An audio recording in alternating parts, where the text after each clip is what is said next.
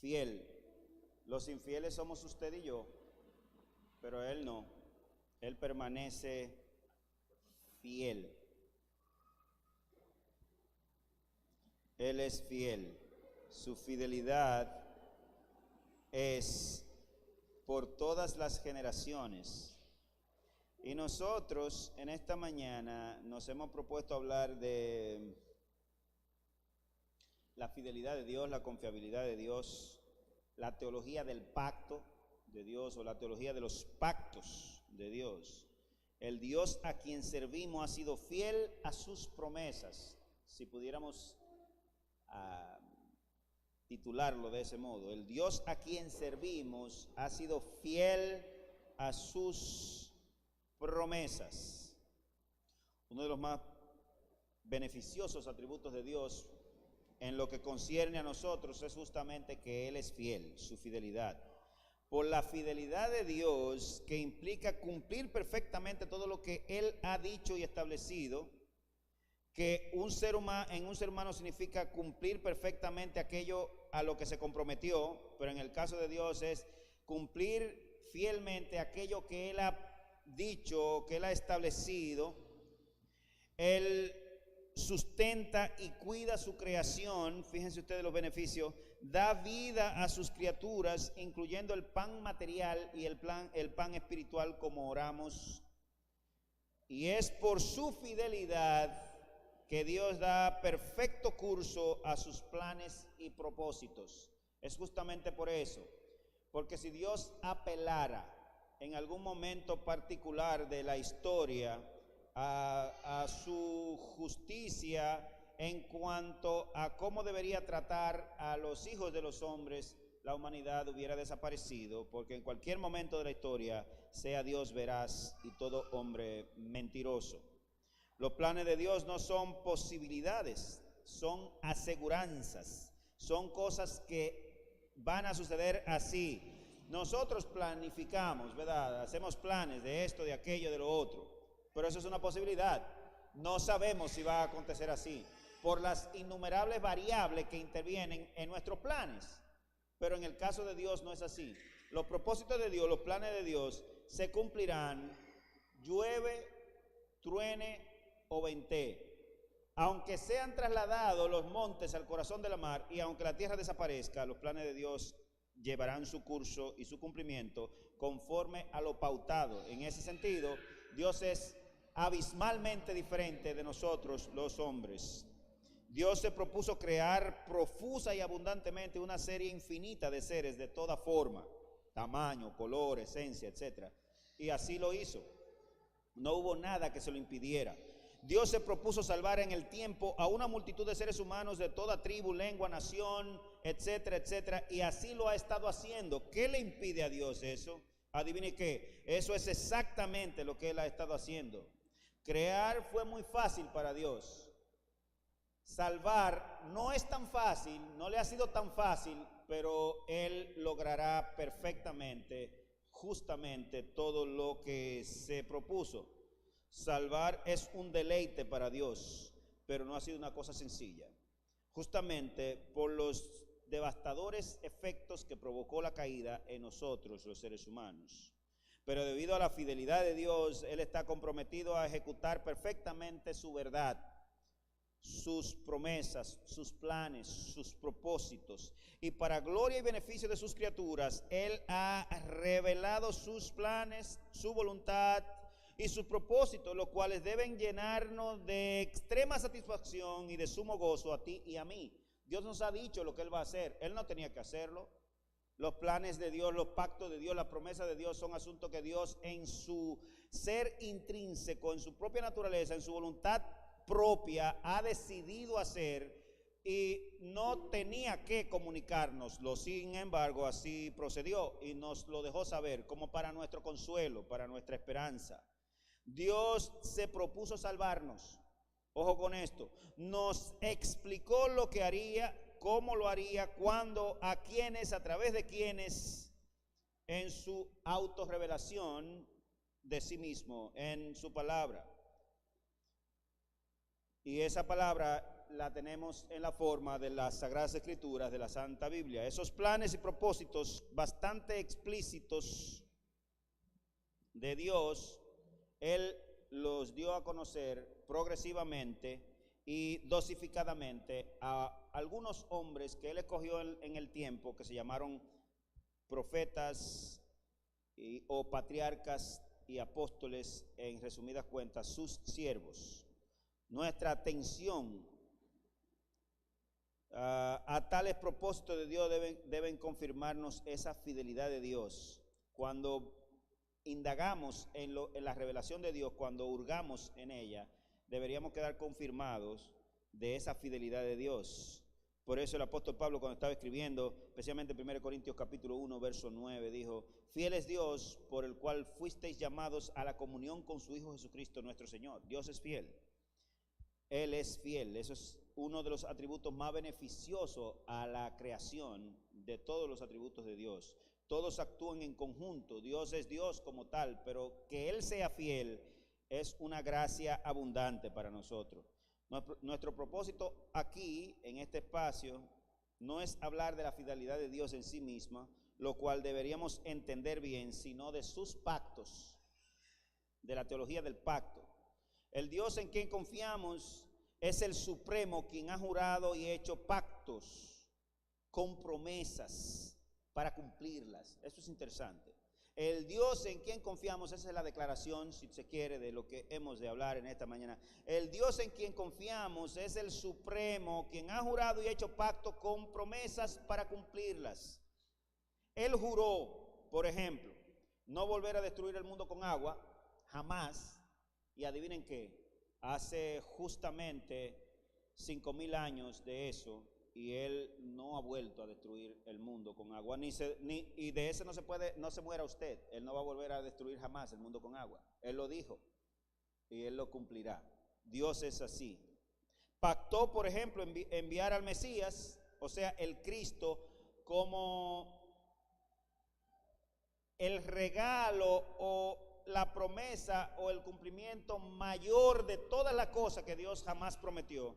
Y adivinen qué, hace 2000 años cumplió esa promesa para que nosotros entendamos que en esencia a nosotros Dios no nos debe absolutamente nada. Y Él decidió debernos, Él pactó debernos, Él hizo promesa de debernos. Él mismo se juró a sí mismo debernos algo a nosotros, los hijos de los hombres, pero Él pagó. Y ese algo que Él nos debía, esa promesa de Dios, fue Cristo y este crucificado y consecuentemente el Espíritu Santo que Él había prometido. Así es nuestro Dios. Él es increíble, Él es fiel. A nosotros debe ocuparnos en materia de la procura de ser salvos, no cómo nosotros podemos llegar a ser salvos, sino averiguar lo que Dios ha hecho para nosotros, para salvarnos. Es entender y conocer a Dios lo que debe ocupar nuestra atención de siempre. Enfocarme demasiado en mis acciones y mis deberes traerá resultados débiles a la causa de la redención. Por eso Calvino dijo en su Institución de la Religión: para conocernos a nosotros mismos, primero es necesario conocer a Dios. Y siguió explicando y dijo: es imposible que el hombre pueda llegar a conocer a Dios o conocerse a sí mismos sin antes conocer a Dios. En buen dominicano, o aterrizando en algo práctico, lo que él quiso decir con eso fue que la antropología, aparte de una correcta teología, es un desastre mayúsculo. O más aterrizado todavía, la psicología, al margen de la soteriología, es un desastre de proporciones astronómicas, un disparate. Algo que no nos sirve para nada, excepto para volver la humanidad peor, como ha sucedido en los últimos 150 años de historia. Este sermón está anclado en una serie de sermones que nosotros predicamos en una serie en la Iglesia Bautista de Gap Hill en los Estados Unidos. Y el sermón anterior a este tenía que ver, hablaba sobre las evidencias bíblicas, científicas e históricas, y por lo tanto teológicas, sobre el por qué toda criatura y en todo lugar debe adorar al Señor Jehová, a saber, porque Él es el creador de todo y habita en su trono santo que ha establecido en los cielos, desde donde ejerce absoluto control sobre toda la creación. Y eso está en Apocalipsis capítulo 4. Eso dice Apocalipsis capítulo 4. El sermón se titulaba, ese primer sermón, El Dios en quien confiamos y al que adoramos es el creador de todo. Apocalipsis capítulo 4, versículo 11. Ahora, de hecho, este sermón fue titulado originalmente El Dios en quien confiamos y el Dios al que adoramos es el Ser Supremo que ha cumplido sus promesas pactadas y juradas. De eso estamos hablando de la fidelidad de Dios, estamos hablando del pacto de Dios, estamos hablando de Dios como tal. Habiéndoles introducido de ese modo, vayan conmigo a Romanos capítulo 15, verso 8, por favor, que es el texto en el cual está basada nuestra plática en esta mañana, Dios mediante. Romanos capítulo 15, versículo 8, 9 y leeremos hasta el 13. Dice, pues os digo que Cristo Jesús vino a ser siervo de la circuncisión. Número 1, para mostrar la verdad de Dios. Número 2, para confirmar las promesas hechas a los padres. Y número 3, para que los gentiles glorifiquen a Dios por su misericordia. Esto es interesante. Esto es la esencia y la explicación más diáfana que hemos encontrado de cómo Dios se ha mostrado fiel y verdadero, visible a todos. Voy a leerlo otra vez, verso 8. Pues os digo que Cristo Jesús vino a ser siervo de la circuncisión, número 1, para mostrar la verdad de Dios, que Dios es verdadero y que Dios lo que dice lo hace, así le cueste lo que le cueste. Número 2, para confirmar las promesas hechas a los padres, a Abraham, a Jacob, a Isaac, etc. Y número 3, para que los gentiles glorifiquen a Dios por su misericordia. Increíble. Como está escrito, por tanto yo te confesaré entre los gentiles y cantaré tu nombre. Y otra vez dice, alegraos gentiles con su pueblo. Y otra vez, alabad al Señor todos los gentiles y magnificadle todos los pueblos. Y otra vez dice Isaías, estará la raíz de Isaí y el que se levantará a regir los gentiles esperarán en él. Y fíjense cómo ora el apóstol ahora en el verso 13. Y el Dios de esperanza os llene de todo gozo y paz en el creer, para que abundéis en esperanza por el poder del Espíritu Santo. Señor, te damos gracias por tu palabra bendita en esta mañana. Te pedimos que nos ilustre más profundamente en ella, Señor. Y que si hay alguno, Señor, que aún no ha dado su corazón, su vida al señorío de Cristo, que también sea suficiente esta palabra en esta mañana para convencerle, tanto a los que están aquí presentes en este santuario, Señor, como a aquellos que nos pueden estar viendo en las redes sociales y o aquellos que eventualmente tendrán algún tipo de acceso a esta ponencia, Señor. Así que te pedimos que tú seas glorificado, Señor, y que tú utilices tu palabra para cambiar a muchos. En Cristo Jesús te lo rogamos. Amén. Entonces, en este texto, nosotros queremos exponer primero los pactos y la teología de los pactos. Porque fíjense ustedes que el verso 8 nos habla que Jesucristo fue hecho siervo de la circuncisión, es decir, fue hecho un hombre judío, literalmente, fue hecho carne, o se hizo carne y vino a ser un judío o un israelita, número 1, para mostrar la verdad de Dios, porque eso era lo que Dios había dicho.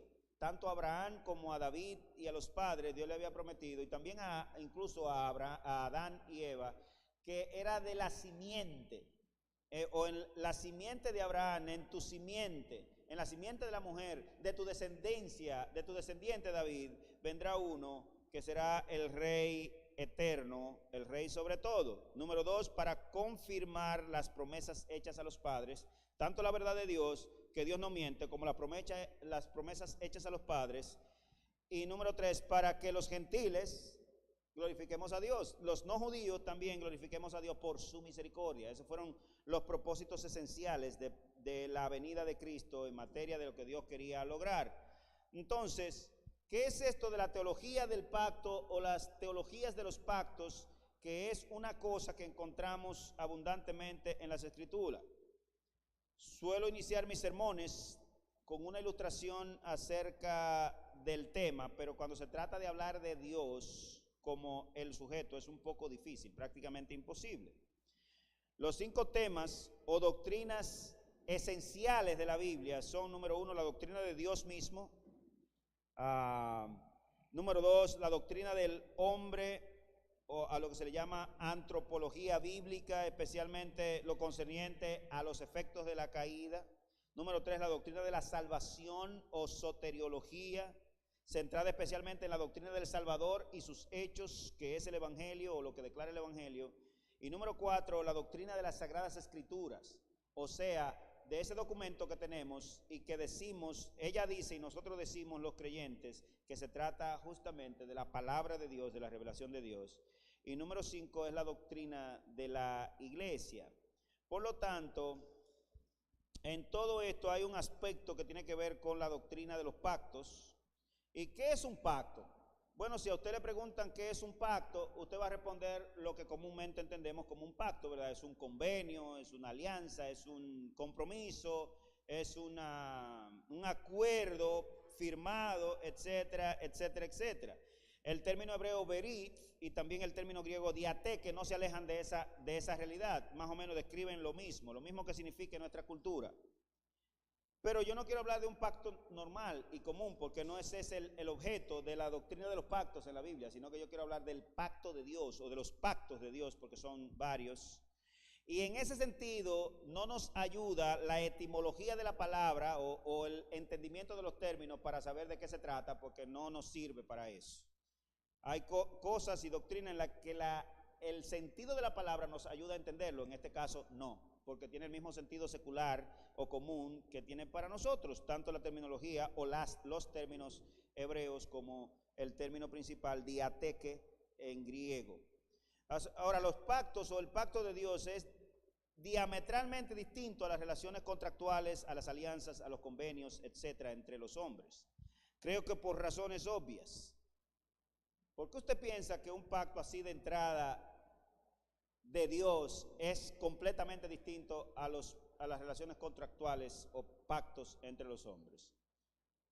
Bueno, sencilla, porque no hay otro Dios o otro igual con quien Dios pueda pactar.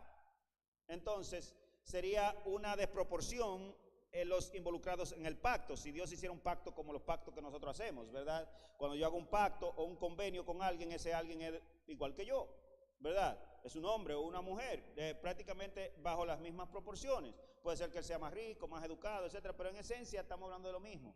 Pero imagínese Dios entonces estableciendo un pacto entre iguales, ¿con quién lo haría? Porque solamente hay un Dios.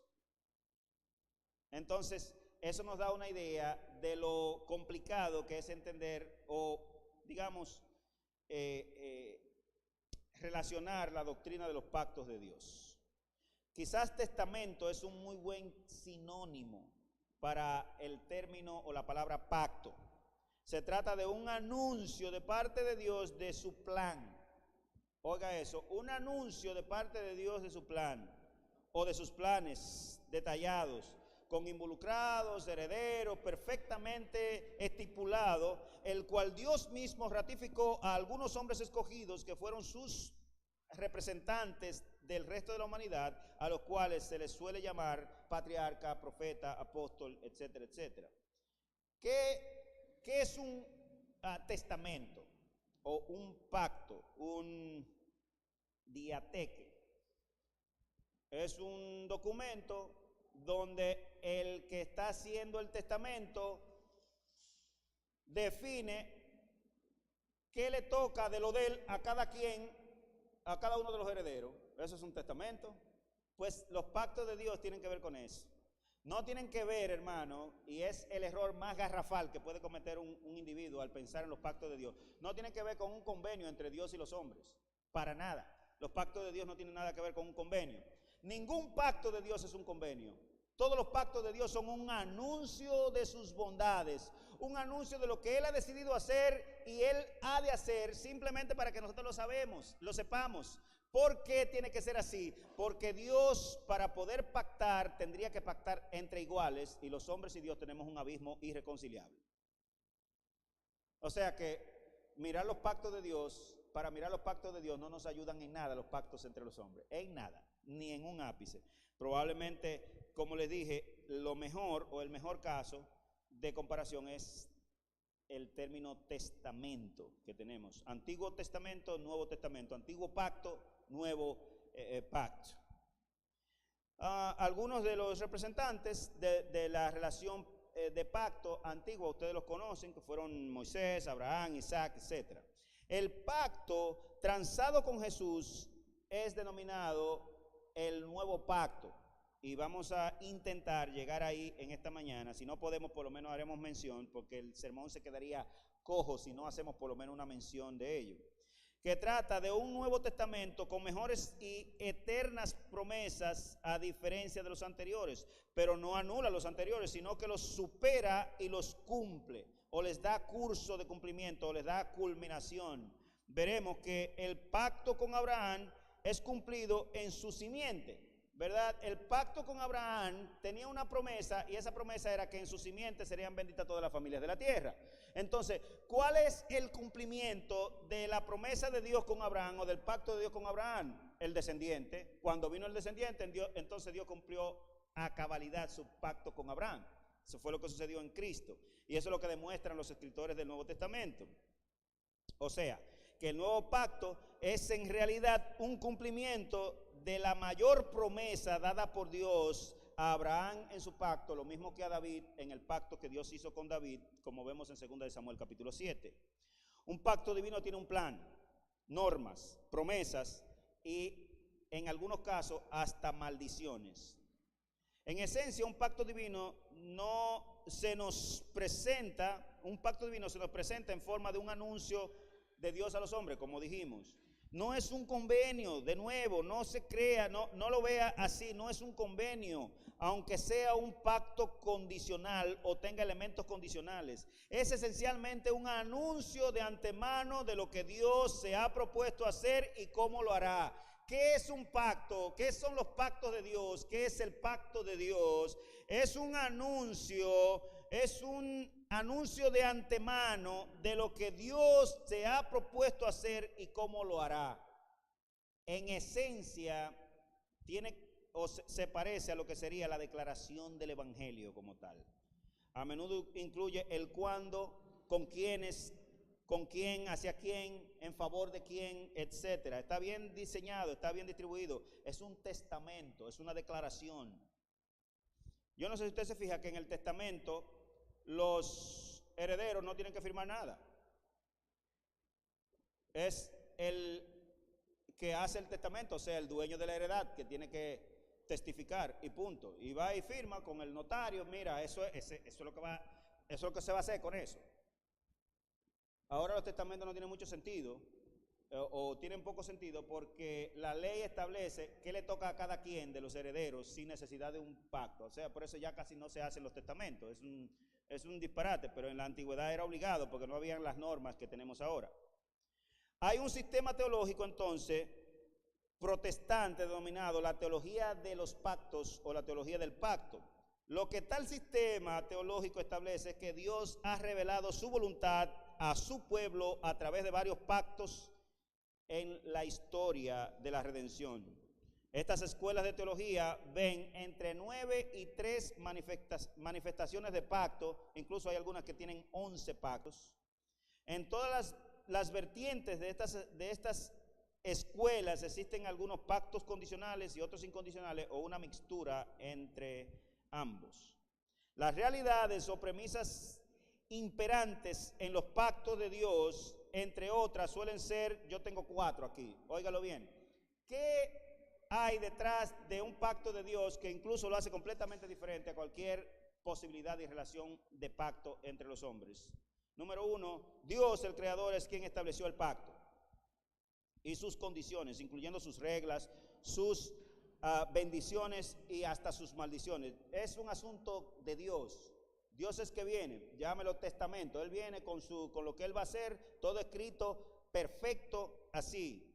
Y se lo comunica al intermediario. Segundo, la mayoría de las personas involucradas en un pacto dado, en un pacto cualquiera, han sido incluidas sin que ellos se enteren ni siquiera de que están incluidas en ese pacto. Ni idea tienen. Por ejemplo, el pacto de Dios con Noé fue hecho con toda la humanidad y toda la raza viva, pero habían 8 gente allí. Noé, su esposa, sus 2 hijos y las esposas de sus 2 hijos.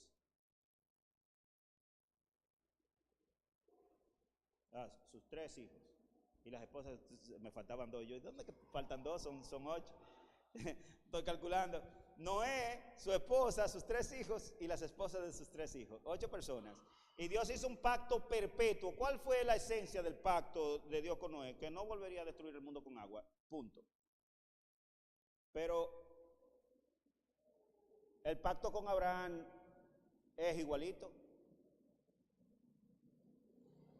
Con un hombre hizo Dios el pacto. Y de ñapa estaba durmiendo cuando Dios le dio el pacto a Abraham. Cuando Dios hizo el pacto de la bendición a través de su simiente con Abraham. Dígame entonces, ¿y cuántas personas involucraba? En tu simiente serán benditas algunas cuantas personas en el porvenir de la humanidad, ¿verdad? En tu simiente serán benditas, esa es la promesa del pacto, todas las familias de la tierra. Por eso usted y yo estamos aquí. Todas. ¿Y quién es la simiente? Es Cristo. Fíjense ustedes entonces los raros de esos pactos de Dios. Son rarísimos, no tienen nada que ver con los nuestros. Dios nunca buscó ni consejo ni sugerencia en sus receptores a quien o quienes anunció un pacto dado. Él no vino. No es, ¿qué te parece esto que yo pacto contigo? Mira, ¿te parece bien si tú crees que hay una cláusula que yo necesite modificar aquí de mi pacto contigo? O con Abraham, Dios, Abraham rendido del sueño, roncando como un loco, y Dios pactando con él dormido. Eso son cosas extrañas, hermano. Mira, Abraham, ¿te parece bien este convenio? ¿Te parecen bien estas líneas que están aquí? Dime, dame tu consejo. ¿A quién jamás le ha pedido Dios consejo con relación a sus propósitos y sus planes? A ti, a mí, a nosotros los hijos de los hombres, eso sería descabellado. Nunca ha pedido consejo ni pedirá consejo.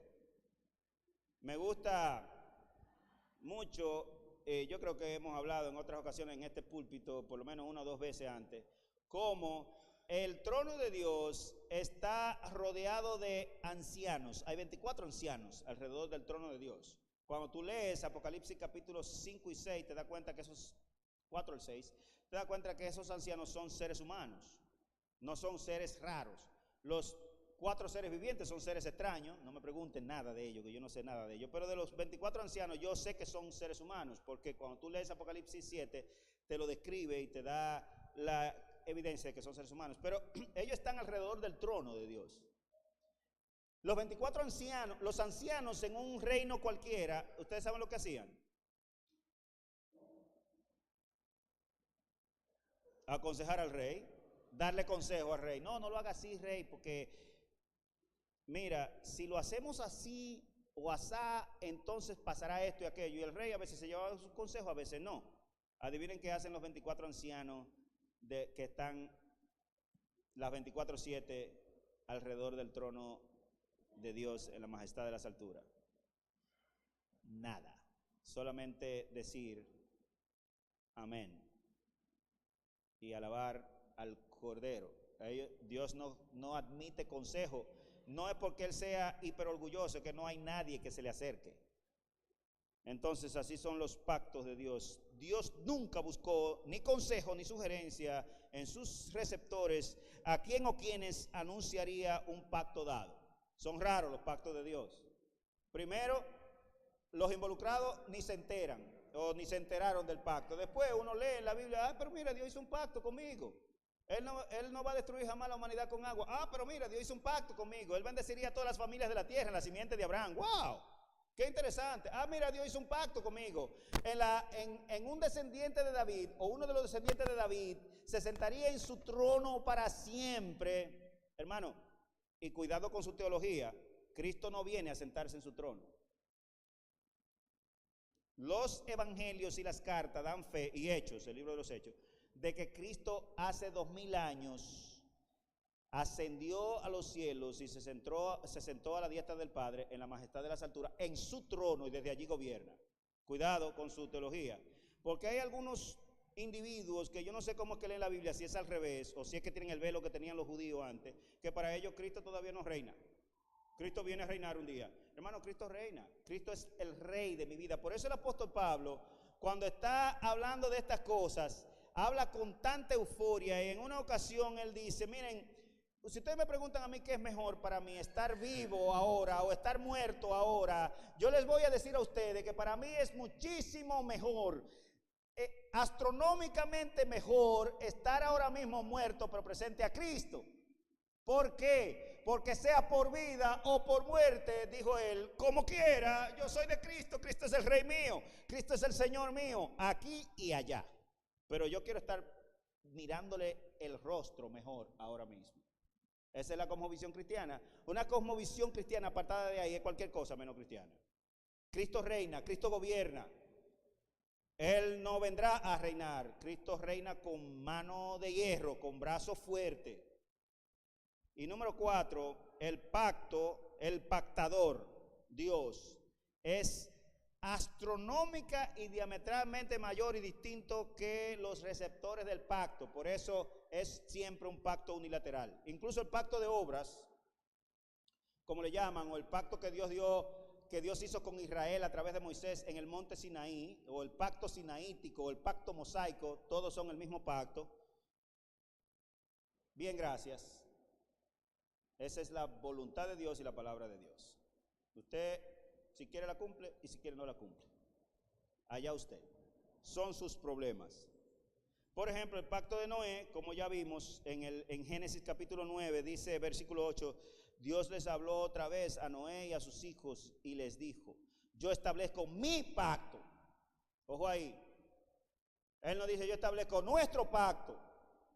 No, yo establezco mi pacto. Cuando se habla de la teología del pacto, el pacto es Dios que lo hace consigo mismo. Simplemente lo anuncia. Con ustedes, yo establezco mi pacto con ustedes, con sus descendientes y con todos los seres vivientes que están con ustedes, es decir, con todos los seres vivientes de la tierra que salieron del arca, las aves y los animales domésticos y salvajes. Este es mi pacto con ustedes. Nunca más serán exterminados los seres humanos con diluvio. Nunca más habrá un diluvio que destruya toda la tierra. Nunca más. Ojo. El pacto no dice que no habrá más diluvio. El pacto dice que no habrá destrucción total de la vida en el planeta, jamás, por diluvio. O sea, si América se hunde en un diluvio, por un diluvio, Dios ha sido fiel a su pacto, porque América no es el mundo, América es un pedazo del mundo. Por ponerles un ejemplo, pero ojo aquí, noten aquí, ¿de quién es el pacto? Él dice, mi pacto, no nuestro pacto. Él pudo haber dicho nuestro pacto, pero él siempre ha dicho mi pacto.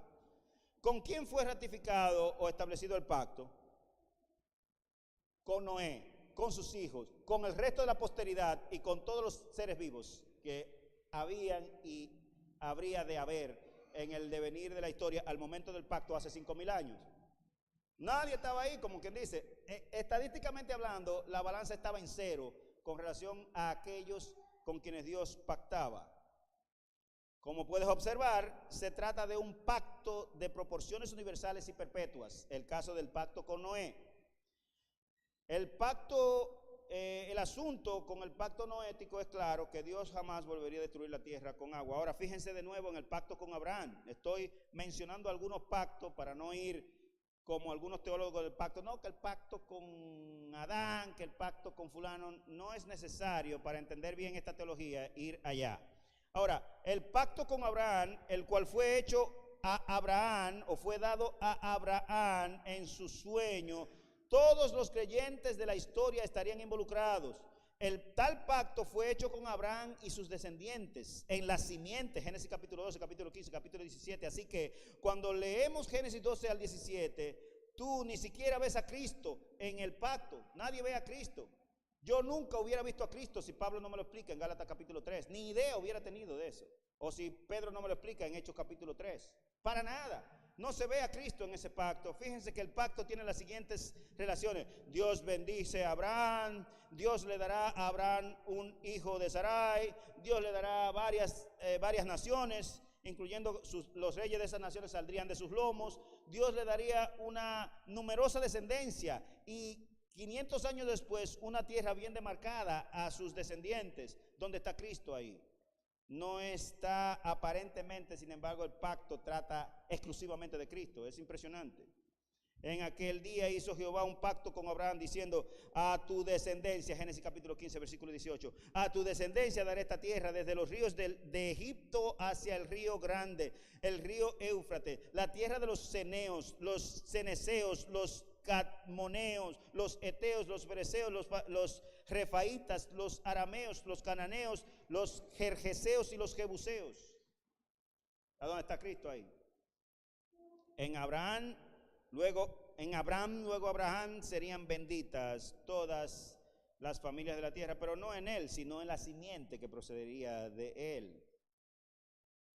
Génesis 12, 1 al 3 está claro, es bien sabido por la cristiandad. Dice, pero Jehová había dicho a Abraham, vete de tu tierra y de tu parentela y de la casa de tu padre a la tierra que te mostraré, y haré de ti una gran nación, y te bendeciré y engrandeceré tu nombre, y serán bendición. Bendeciré, ya va la tercera vez que lo dice, a los que te bendijeren, cuarta vez, y a los que te maldijeren maldeciré, y serán benditas, quinta vez, en ti todas las familias de la tierra. Un pacto de bendición, pero ¿bendición en quién? En la simiente de Abraham. Es un pacto de bendición personal y universal. Pero si Dios no nos hubiera dado más revelación, nunca sabríamos de qué se trata al final ese pacto. Voy a obviar el pacto davídico, pero el pacto davídico es de proporciones semejantes y es casi idéntico al pacto que Dios hizo con Abraham. Así que, si nosotros leemos la Escritura con los ojos de la cara, no con otros ojos, con los de la cara, estamos haciendo mal, lo cual es impropio y puede resultar en una fatalidad, como han hecho lamentablemente el grueso de los israelitas y un mar de supuestos cristianos evangélicos, reformados, etcétera, etcétera, etcétera. Jamás seríamos asombrados con el maravilloso y universal plan de Dios consumado y anunciado en sus pactos que apuntan a Cristo, cuyo cumplimiento era Cristo y cuya promesa era Cristo y su Espíritu. Si nosotros descuidamos de leer las Escrituras y entenderlas con el lente del Espíritu de Dios, llegaremos a mal camino. Los judíos hasta hoy, cuando leen a Moisés y a los profetas, lamentablemente tienen un velo que les bloquea ver a Cristo y ver la gloria de Dios en su ley, en la maravilla de su ley, en su palabra. Les bloquea su dulzura, sus atributos salvíficos, sus promesas, etc. Ellos no ven nada. Israel, en vez de enfocarse en el regalo de la salvación a través de la fe en Cristo, la simiente de Abraham, el Mesías davídico, se ha empeñado en enfocarse en las obras, es decir, en tratar ellos de ver cómo ellos alcanzan la salvación. Para mí, el pensamiento de un israelita se parece al diablo. ¿Por qué se parece al diablo? Porque el diablo, a pesar de sus miles y miles de derrotas y nunca ha tenido una victoria, el tipo sigue tratando de ver si vence a Dios y a su pueblo. Y se le va a pelar el billete siempre. O sea, el diablo es muy diablo, muy bruto en ese sentido. Y pelea, y batalla, y arma planes, y todos se le desbaratan. Los judíos se parecen a él en que leen y buscan, y todavía piensan que ellos pueden llegar a Dios por sus propios méritos, por sus propias obras, por lo que hacen, por lo que entienden. Eso es lo que Pablo le desmonta a ellos en Romanos capítulo 2 particularmente. Le dice, ustedes piensan que tienen la especialidad de la ley de Dios y piensan esto y piensan aquello, pero ustedes son peores que los gentiles. Ustedes, en otro lado le dice, cuando leen todavía a Moisés, es como si tuvieran un velo negro que no le deja ver nada en las Escrituras. Y Cristo les dijo a ellos, escudriñan las Escrituras porque entienden que en ella está la vida eterna, y todos se perdieron. Cuando un judío piensa sobre Jerusalén para aterrizar, lamentablemente están pensando en ese espacio polvoriento delimitado al este por el río Jordán y más allá por el río Éufrates, o al noreste por Siria y justamente al norte por el Líbano y por el mar Mediterráneo al oeste y por las tierras de Egipto y el mar Muerto al sur. Ellos están pensando en eso. Cuando Dios está pensando en Jerusalén, está pensando en la Jerusalén celestial, en una ciudad cuyo arquitecto y constructor es Dios mismo. El Israel físico es esa tierra cargada de pecado e inmoralidad, donde incluso fue crucificado el Cristo de la gloria, como lo hace notar el escritor de Apocalipsis 3 veces. De hecho, crucificado por judíos. No nos desviemos, hermano, de esto. ¿Qué observas tú cuando miras a Israel? ¿Lo mismo que los israelitas? ¿O tú miras lo que Dios ha señalado? Eso es una figura. El Israel terrenal es una figura del Israel celestial, pero una figura muy maltrecha. El culto, el sacerdocio, los sacrificios, las ofrendas votivas, las ofrendas del olor fragante, etcétera, eran una miseria de paralelismo que apuntaban al cumplimiento mayor, que es el verdadero Cordero de Dios que quita el pecado del mundo, el sumo pontífice de Dios, que es Cristo Jesús, Señor nuestro. Nosotros no podemos quedarnos anclados en el antiguo pacto y sus condiciones. Nosotros debemos leer las Escrituras a la luz del Espíritu que los reveló. El Espíritu de Dios, el Espíritu de sabiduría, el Espíritu de revelación, el Espíritu de entendimiento, el Espíritu de poder, el Espíritu de amor. ¿Por qué? Porque mirar la Biblia sin los lentes espirituales en realidad sería un libro mayormente para israelitas y un libro complicado que no tiene nada. Sin embargo, cuando Pablo y los apóstoles están viendo la Biblia, ellos ven a Cristo en todo, hasta en la sopa. El ver la Biblia correctamente nos seguirá guiando a esforzarnos en la intensa tarea de llevar este evangelio del reino a todos los hogares del mundo y también de poner una Biblia en cada mano de gente que vive en el mundo, no importa el idioma.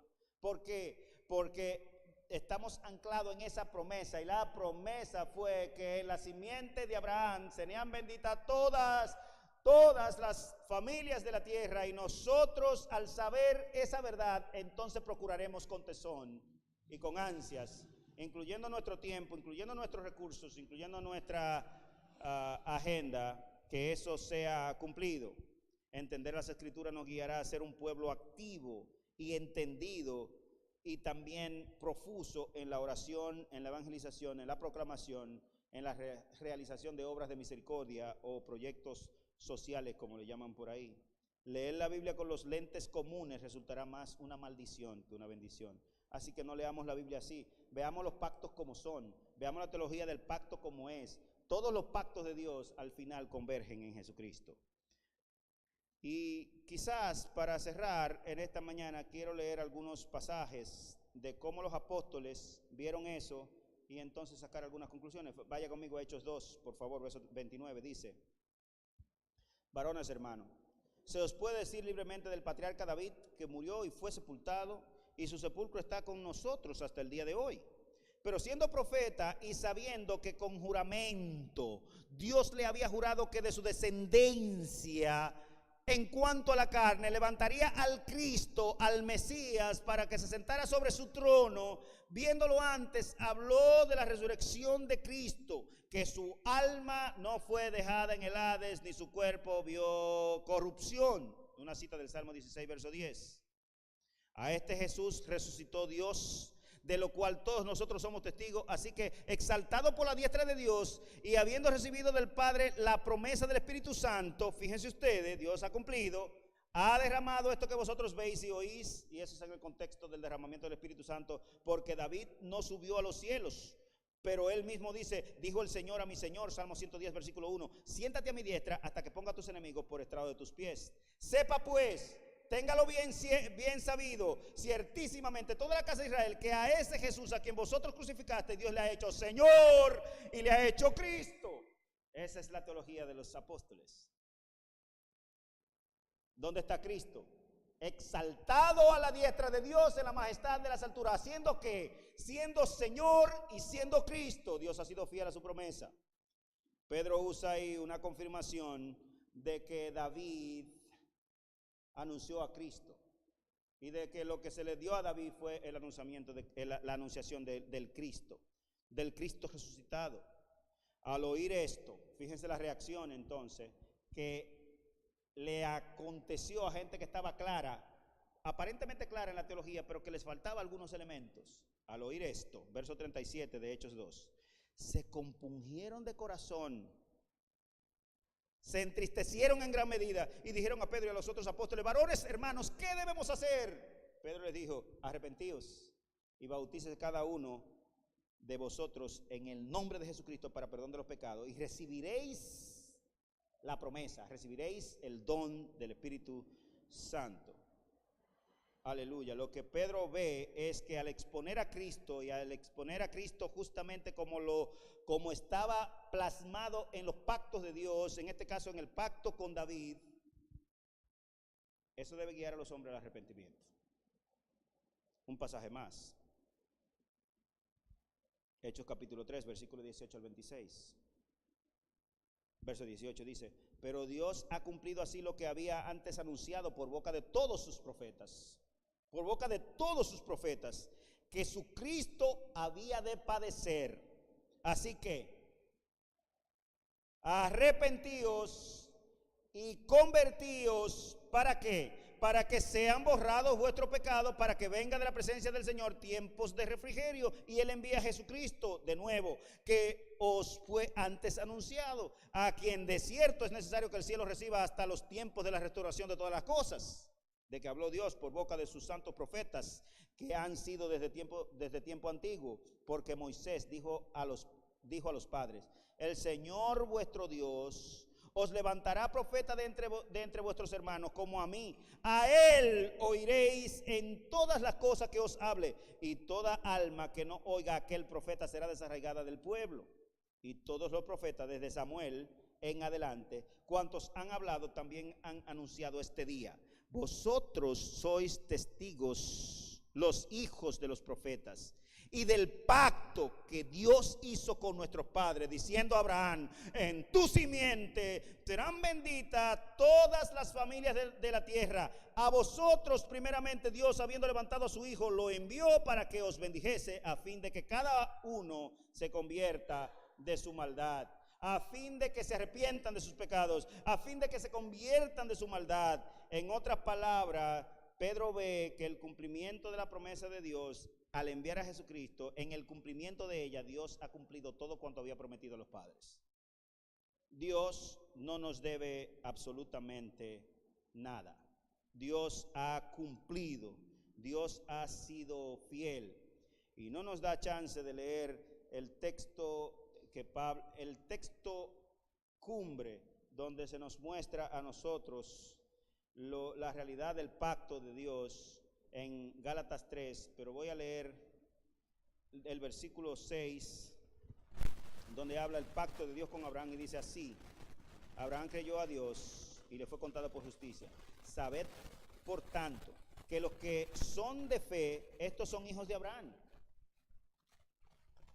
Y la Escritura, previendo que Dios había de justificar por la fe a los gentiles, dio de antemano la buena nueva o el evangelio a Abraham, diciendo, en ti serán benditas las naciones. De modo que los de la fe son bendecidos con el creyente Abraham, porque todos los que padecen, porque todos los que dependen de las obras de la ley están bajo maldición, pues está escrito, maldito todo aquel que no permaneciere en todas las cosas escritas en el libro de la ley para hacerlas, y que por la ley ninguno se justifica para con Dios, es evidente porque el justo vivirá por la fe.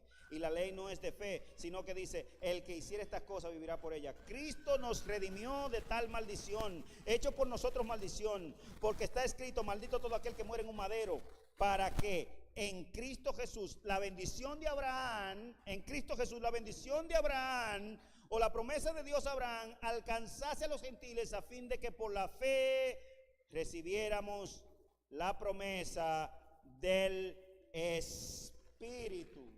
Gloria a Dios por ello. Hermanos, hablo en términos humanos, dice Pablo, un pacto, aunque sea de hombre, una vez ratificado, nadie lo invalida ni le añade nada, ya está firmado. Ahora bien, a Abraham fueron hechas las promesas y a su simiente, no dice y a las simientes como si hablase de muchos, sino como de uno, y a tu simiente, la cual es Cristo. Esto pues digo, el pacto previamente ratificado por Dios para con Cristo, el de la simiente, la ley de Moisés que vino 400 años más tarde, no lo abroga para invalidar la promesa, porque si la herencia es por la ley, ya no es por la promesa, pero Dios la concedió a Abraham mediante la promesa. En esencia y en suma, hermano, Pablo está diciendo, todo lo que Dios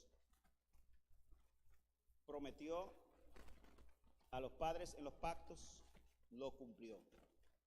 Y no le falta ni una coma por cumplir de lo que prometió, porque la esencia de la promesa de Dios fue Cristo.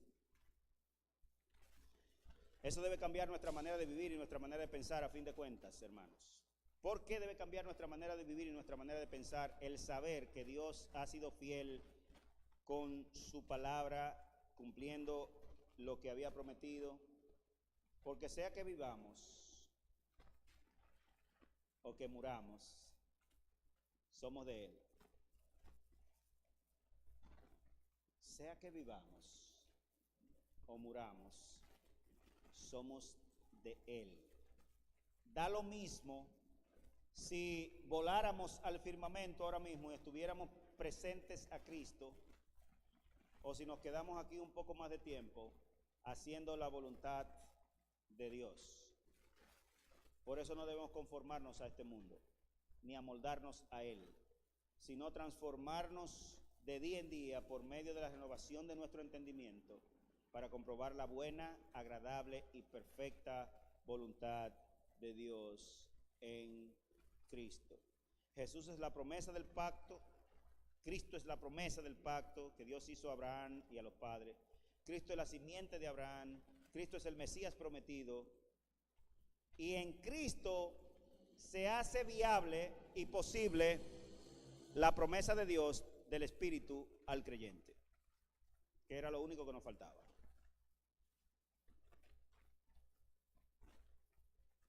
El Señor tenga a bien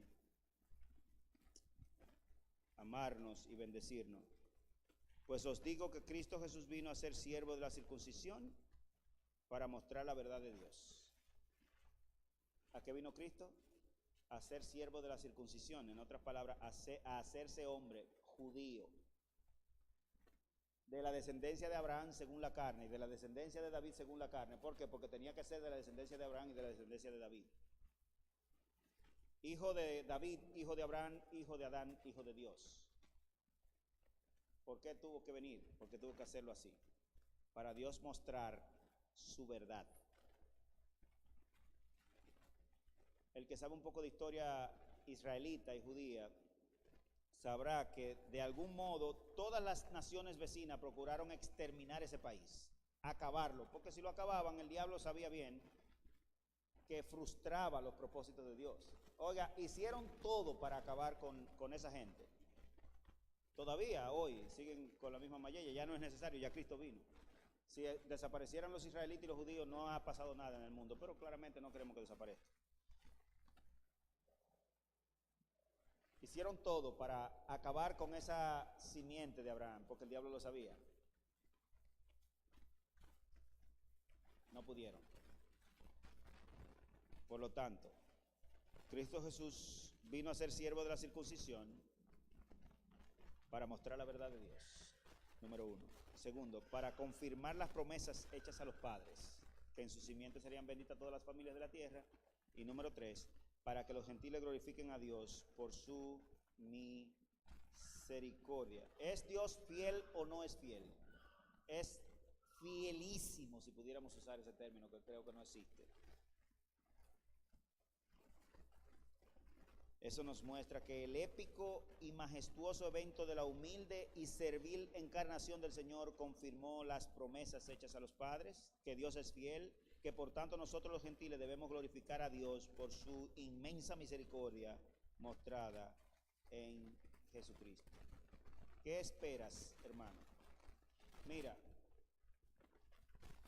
hay la doctrina de las últimas cosas, ¿verdad? Donde se espera que esto, que aquello, lo otro. Si aconteciere o no va a acontecer, pero si no aconteciere, como quiera estamos bien. Estamos en Cristo.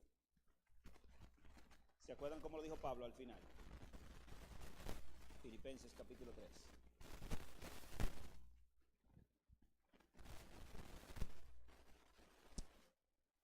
Miren, yo fui esto, aquello, lo otro, etcétera, etcétera, etcétera. Fui educado así, así, asá, tengo esto, soy de aquí, soy de allá. Un monstruo, un verdugo. Y les dice, pero cuántas cosas eran para mí ganancia y de importancia, todas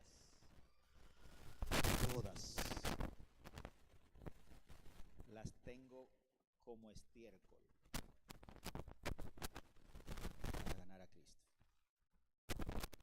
Y ser hallado en Él no teniendo mi propia justicia, la que es por la ley, sino la justicia que es por la fe en el Hijo de Dios. Y tú, hermano, ¿cuál es tu visión, tu cosmovisión cristiana? ¿Cómo tú ves la vida? ¿Qué te falta a ti para estar completo en Cristo y realizado? ¿Te falta algo? ¿Te falta algo para estar completo y pleno en Dios? Si te falta algo, todavía necesitas conocer a Cristo. Es que Cristo es todo. Esa es la visión bíblica, nuevo testamentaria. No me falta nada. Todo cuanto era para mí importante lo tiré a la basura, como decimos aquí en buen dominicano, a la porra, porque no me importan, porque Cristo es todo lo que yo necesito. Aleluya. ¿Y a ti te falta algo? ¿Ha sido fiel Dios o no? ¿Qué le falta a Él por cumplir? ¿Qué falta por cumplir? Hermanos, no falta absolutamente nada. Dios ha sido fiel a sus promesas. Oremos. Señor Dios Todopoderoso, Creador del cielo y de la tierra, sabemos que esta historia no terminará como está. Sabemos que tú regresarás un día, pautado en tu plan, tu propósito, en tu agenda, a consumar la historia de la redención en la resurrección de entre los muertos y en la cesación de la vida como la conocemos ahora, para dar retribución a cada quien según lo que haya hecho, sea bueno o sea malo. Unos irán a la vida eterna y otros a perdición perpetua.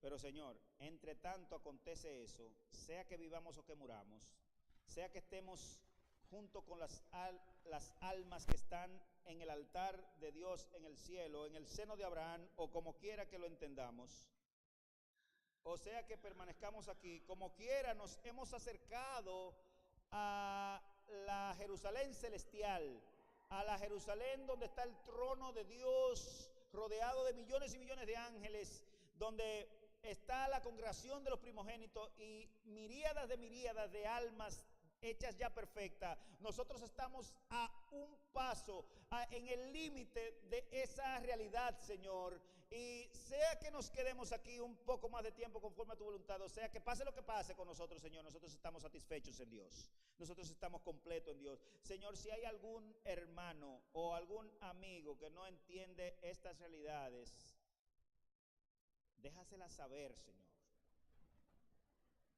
No podemos explicarla mejor porque son realidades complicadas, son realidades espirituales. Pero ayúdanos, Señor, en Cristo Jesús a vivir para ti, sea que vivamos o sea que muramos, sea que tengamos alimento o que no tengamos nada, sea que tengamos empleo o que no tengamos empleo, sea que seamos ricos o tan miserables como Lázaro, el de la parábola.